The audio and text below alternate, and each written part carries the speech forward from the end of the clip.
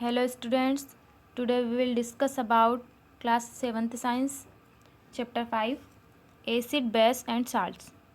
Previous video में हमने कुछ इंडिकेटर्स के बारे में बात की थी, लिटमस पेपर और टर्मरिक की हमने बात की थी।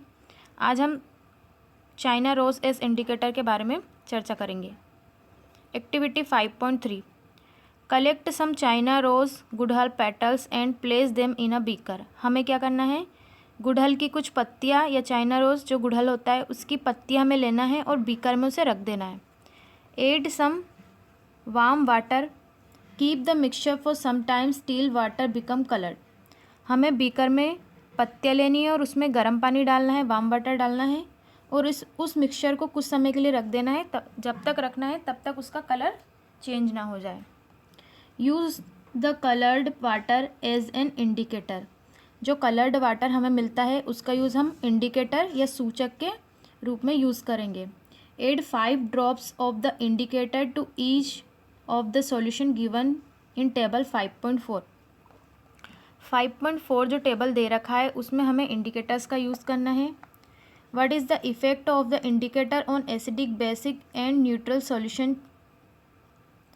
जो इंडिकेटर होता है उसका एसिडिक, अम्ली, बेसी और जो न्यूट्रल सॉल्यूशन होता है उस पर क्या इफेक्ट उसका होता है। China rose indicator figure 5.3 turns acid red to dark pink, magenta and basic solution to green. Figure 5.3 में हमें एसिड दे रखा है और बेस दे रखा है और यहाँ पे हमें इंडिकेटर दे रखा है जो कि हमने गुड़हल की पत्तियों से बनाया था।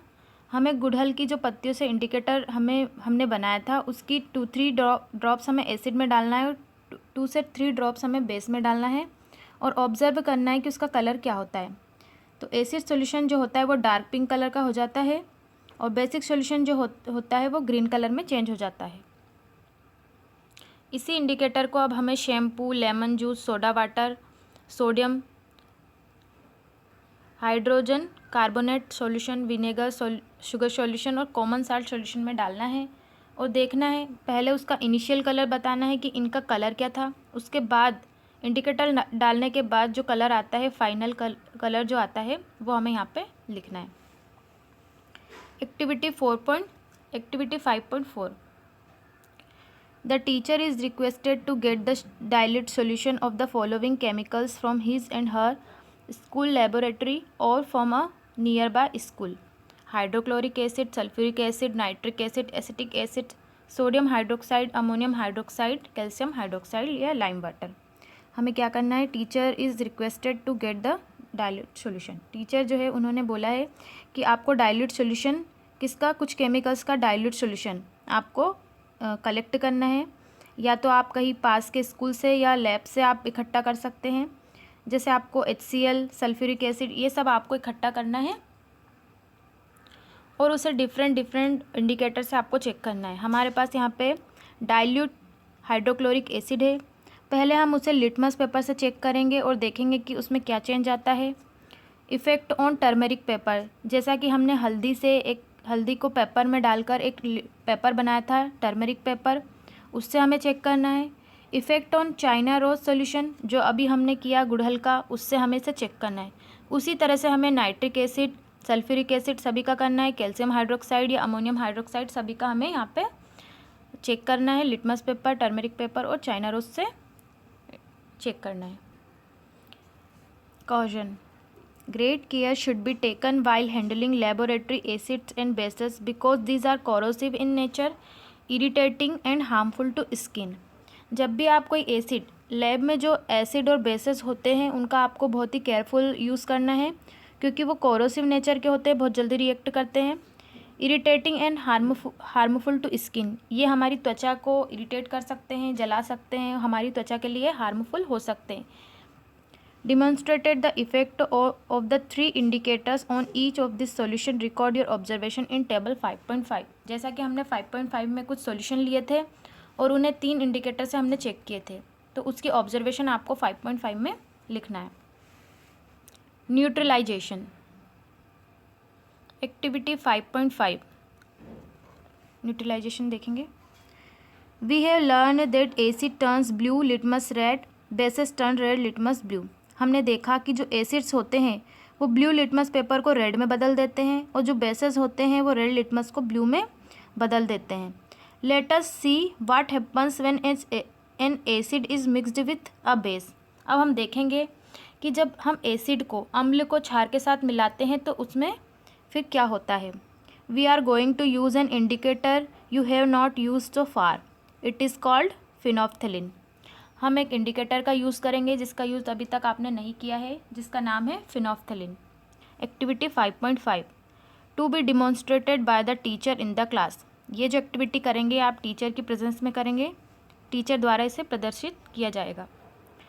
Fill 1/4 of test tube with dilute hydrochloric acid. ये टेस्ट ट्यूब होता है आपका।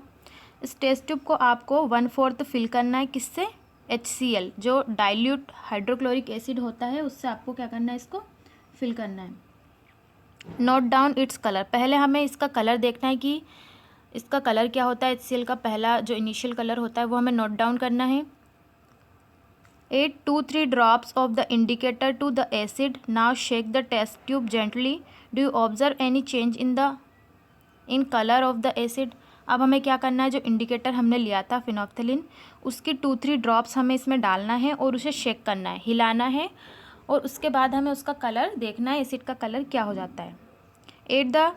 Add to the acidic solution a drop of sodium hydroxide solution by a dropper. अब हमने क्या किया था, एक टेस्ट ट्यूब लिया था, उसमें एसिड लिया था HCl, और उसमें हमने इंडिकेटर मिलाया था, फिनोप्थेलिन की 2-3 ड्रॉप्स हमने मिलाई थी।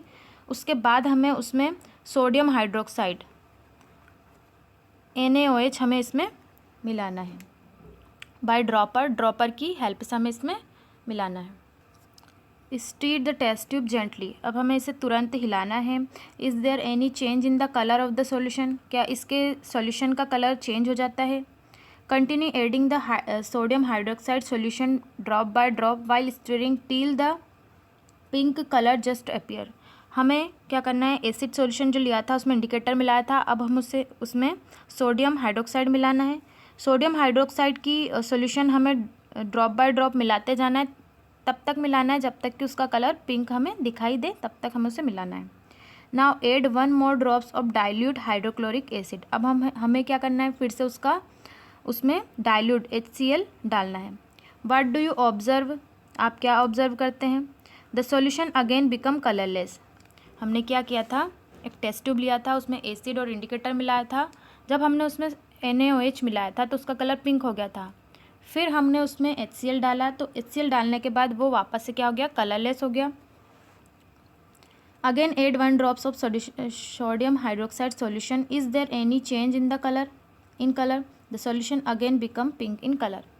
उसमें क्या हुआ फिर कि हमने फिर से उसमें NaOH मिलाया तो उसका कलर फिर से क्या हो गया, पिंक कलर का हो गया। तो ये न्यूट्रलाइजेशन रिएक्शंस होती है।